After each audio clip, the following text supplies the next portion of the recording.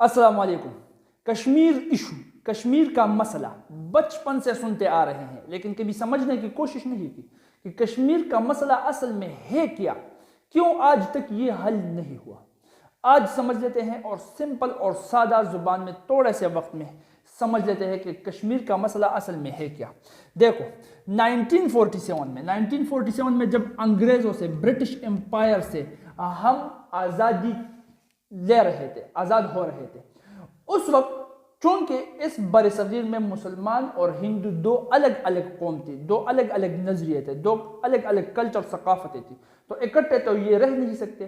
तो इन्होंने अंग्रेज को कह दिया कि हम अलग अलग रियासत बनाएंगे। इसलिए उस वक्त जब हम अंग्रेज से आज़ादी हासिल कर रहे थे, छीन रहे थे, तब दो स्टेट्स बन गए। एक हुआ इंडिया और एक हुआ पाकिस्तान। पाकिस्तान वो स्टेट जहां पर मुसलमान ज्यादा आबाद है, मुसलमान मेजॉरिटी में होंगे। इंडिया वो स्टेट जहां पर हिंदू ज्यादा मेजॉरिटी में होंगे। तो ये दो स्टेट बन गए। अब यहां पर फैसला क्या हुआ, अंग्रेज ने कह दिया कि मुख्तलिफ स्टेट्स हैं, जो स्टेट जिस स्टेट में शामिल होना चाहता है, पाकिस्तान में शामिल होना चाहता है तो उस स्टेट के साथ फुल इख्तियार, फुल कंट्रोल है। अगर कोई इंडिया में शामिल होना चाहे तो उसकी अपनी मर्जी वो कर सकता है। उस वक्त छोटे छोटे स्टेट्स होते थे, रियासतें होती थी, हर रियासत का अपना एक सुल्तान, अपना एक राजा होता था। तो उन रियासतों को फुल खुद मुख्तार कर दिया गया। पाकिस्तान में शामिल होना चाहते हो आपकी मर्जी, इंडिया में शामिल होना चाहते हो आपकी मर्जी, जहां पर जाना चाहते हो जा सकते हो। तो बहुत से स्टेट उनकी डिवीजन हो गई आसानी के साथ। कोई पाकिस्तान में चला गया तो कोई इंडिया में चला गया। 3 स्टेट रह गए जिनमें यह मसला रह गया। वो 3 स्टेट्स कौन कौन से थे? नंबर 1 था जूनागढ़, नंबर 2 था हैदराबाद, और नंबर 3 था जम्मू एंड कश्मीर। अब देखो इन तीनों का मसला रह गया। इन तीनों में मसला क्या आ रहा था वो सुन लो। ये जो जूनागढ़ था, इसका जो राजा था वो राजा था मुस्लिम, लेकिन इसी जूनागढ़ की जो आवाम थी, वो ज्यादातर हिंदू। अब जो लोग थे वो हिंदू थे, जो राजा था वो मुस्लिम था। चूंकि राजा मुस्लिम था तो राजा ने फैसला किया कि मैं शामिल होना चाहता हूं पाकिस्तान के साथ, क्योंकि वो मुस्लिम था, वो मुस्लिम मेजॉरिटी स्टेट में रहना चाहता था। तो पाकिस्तान के साथ मिलने की उसने साइन कर दी, जूनागढ़ को पाकिस्तान के साथ मिलाने के लिए। लेकिन जो आवाम थे, चूंकि वो हिंदू थे, तो वो ये चाहते थे कि हम अपने हिंदू भाई के साथ रहें। तो उन्होंने चाहा कि हम पाकिस्तान के साथ नहीं रहेंगे, हम इंडिया के साथ मिलना चाहेंगे। यहां पर मसला चला गया अंग्रेज की अदालत के पास। देखो इस वक्त तक अंग्रेजों ने ये जो इख्तियार था, मिलिट्री फौज का इख्तियार, इंडिया और पाकिस्तान का दोनों का इख्तियार अपने हाथ में रखा था, और ये अच्छा भी था, क्योंकि ये इख्तियार अगर उनके पास नहीं था, इनका कमांडर अपना होता तो जंग चल जाती, और शदीद जंग चल जाती, कत्लेआम हो जाता इंसानियत का। इसलिए उन्होंने ये मिलिट्री कमांडर्स, पाकिस्तान के मिलिट्री का भी कमांडर अंग्रेज था, इनका भी अंग्रेज था, तो ये उन्होंने एक अच्छा काम, वाहिद एक ही अच्छा काम किया था, और यही था कि कत्ल गारत से, जंग से बचा दिया। अब देखो अंग्रेज के पास चले गए कि ये मुस्लिम सुल्तान राजा है, वो कहता है कि मैं पाकिस्तान के साथ शामिल होना चाहता हूं, लेकिन अवाम है हिंदू, वो इंडिया के साथ जुड़ना चाहती है, तो क्या करे? तो क्या हुआ, उसने क्या कह दिया कि चलो वोटिंग कर लो, प्लेबिसाइड, वोटिंग के थ्रू हम फैसला करेंगे कि इंडिया के साथ मिलना चाहोगे, पाकिस्तान के साथ, प्लेबिसाइड, वोटिंग कर लो। अब जाहिर बात है ज्यादातर है ये हिंदू, तो हिंदू ने वोट 99% डाल दिया कि हम शामिल होना चाहते हैं इंडिया के साथ। इसी तरह से जूनागढ़ चला गया, इंडिया के साथ मिल गया। सिंपल। सेम यही केस उठाओ, हैदराबाद पर अप्लाई कर दो, सेम यही केस है। हैदराबाद के अंदर भी जो राजा था वो मुस्लिम था। अच्छा, इसका राजा जो था ये मुस्लिम राजा। जब 99% वोटिंग हो गई इंडिया के साथ मिलने का, तो ये राजा इस जूनागढ़ को छोड़कर पाकिस्तान चला आया। अब हैदराबाद का भी जो राजा था वो मुस्लिम था, लेकिन इसकी भी जो अवाम थी, मेजॉरिटी लोग जो थे वो गैर मुस्लिम थे, हिंदू थे। अब ये भी राजा मुस्लिम शामिल होना चाहता था पाकिस्तान में, अवाम थी हिंदू शामिल होना चाहती थी इंडिया में। अंग्रेज ने क्या कहा, वही सेम केस कि यहां भी कर लो, क्या?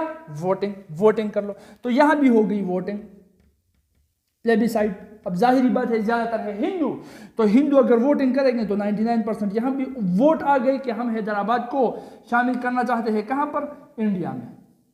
इसी तरह से हैदराबाद भी चला गया इंडिया में, वहाँ शामिल हो गया। रह गया मसला कश्मीर का, जिसको हम आज जानते हैं मसले कश्मीर के नाम से। वहां पर क्या हो गया? वहां पर सेम सिनेरियो को, वहां पर सेम केस को 180 डिग्री उल्टा करके सोच लो। बस यही केस है। जम्मू एंड कश्मीर में जो राजा था वो था गैर मुस्लिम, जिसका नाम था हरि सिंह, और जो अवाम थी वो अवाम ज्यादातर मेजॉरिटी मुस्लिम्स थे। 95% यहां पर मुस्लिम आबाद थे। राजा तो था कश्मीर का, जो राजा था वो सिख एक गैर मुस्लिम हरि सिंह था। अब पहले तो हरि सिंह ये चाहता था कि मुझे भी एक अलग रियासत दे दिया जाए, जिस तरह पाकिस्तान अलग, इंडिया अलग, कश्मीर अलग हो जाएगा, लेकिन वो नहीं हुआ मुमकिन। तो फिर हरि सिंह ने ये चाहा कि मैं मुस्लिम्स के साथ नहीं मिलना चाहूंगा, तो सीधा ये हरि सिंह चला गया इंडिया के पास और यहां पर पिटीशन साइन कर दिया कि मैं तुम्हारे साथ कश्मीर को मिलाना चाहता हूं। अब देखो इंसाफ का तकाजा क्या है, इक्विलिटी का तकाजा क्या है। यहां पर हुई वोटिंग जूनागढ़ में, हैदराबाद में भी हुई वोटिंग, यहां पर भी सेम मसला आया था जहां जिस तरह यहां पर आया था। यहां अवाम का मजहब जुदा, लीडर का मजहब जुदा। सेम यहां भी यही केस था, अवाम का मजहब जुदा हिंदू और लीडर का मजहब जुदा मुसलमान। तो यहां पर हुआ वोटिंग के थ्रू फैसला हुआ कि हम अवाम चाहती है कि इंडिया के साथ मिले, तो वोटिंग यहां भी होना चाहिए, लेकिन यहां वोटिंग नहीं हुआ।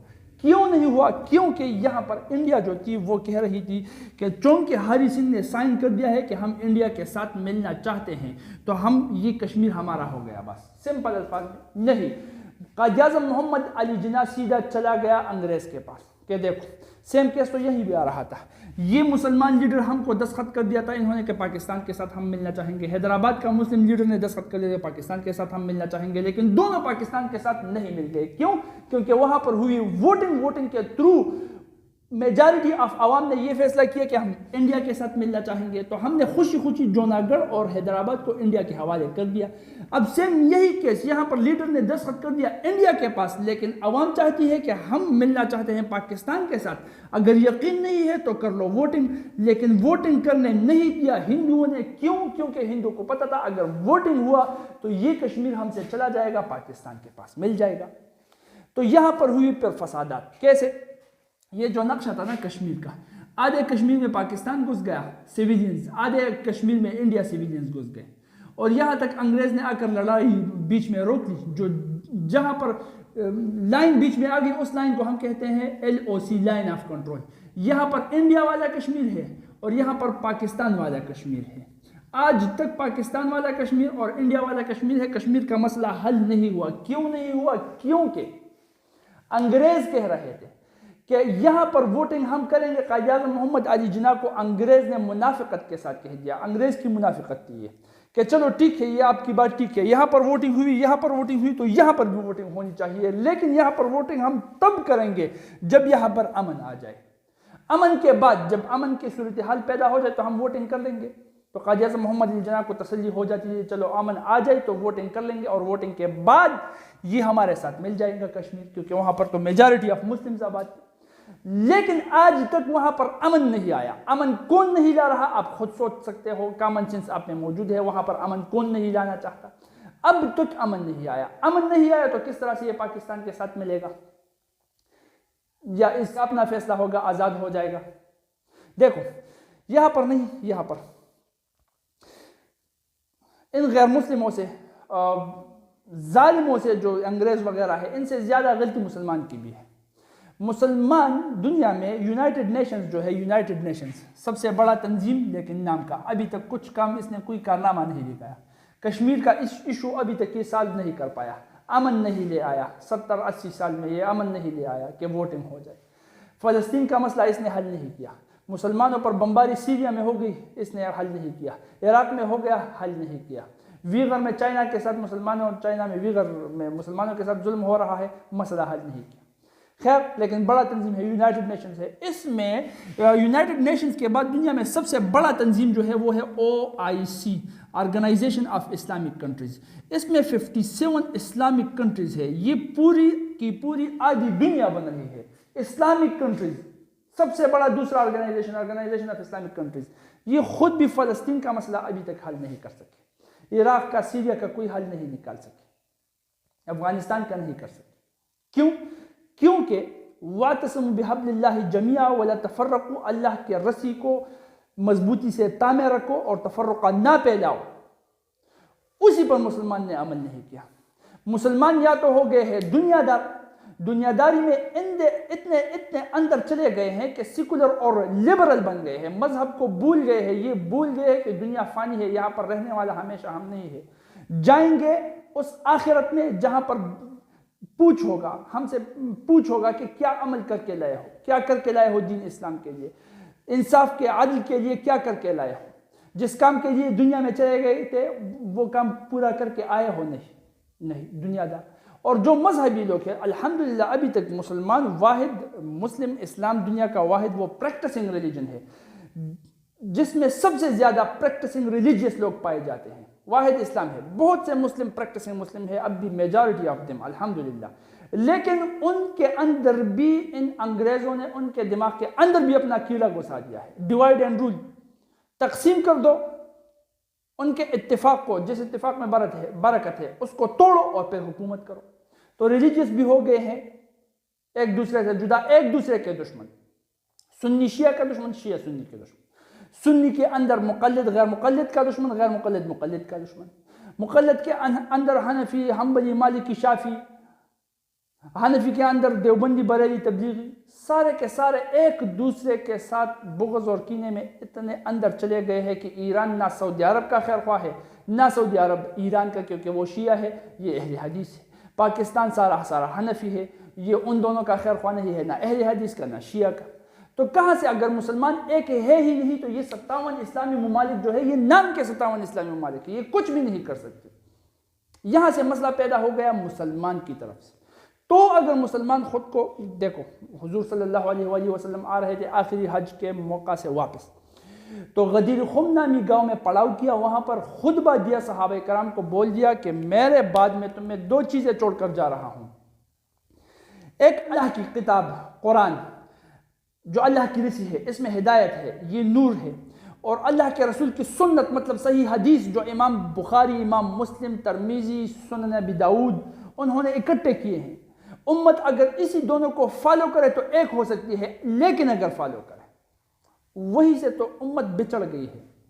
कुरान को आपने कितने बार पढ़ा, खुद अपने गिरबान में जान कर सोचो। नमाज आप आज तक पढ़ते आ रहे हो, कभी खुद से हदीस के किताब के अंदर जाकर देखा है कि कहाँ पर नमाज का तरीका कैसे लिखा है? लेकिन नहीं, सिर्फ अपने लीडर ने बता दिया, वो सुन लिया और बस कर रहे हैं। तो यही हदीस और कुरान से अगर हम मुतनफ़र हो, हम एक नहीं हो सकते। जब तक हम एक नहीं होते तब तक इमाम मेहदी की फौज नहीं बन सकती, और नहीं बन सकती हम एक भी नहीं हो सकते। ये था मसले कश्मीर। उम्मीद रखता हूँ समझ में आ चुका होगा। जज़ाकुमुल्लाहु खैरा।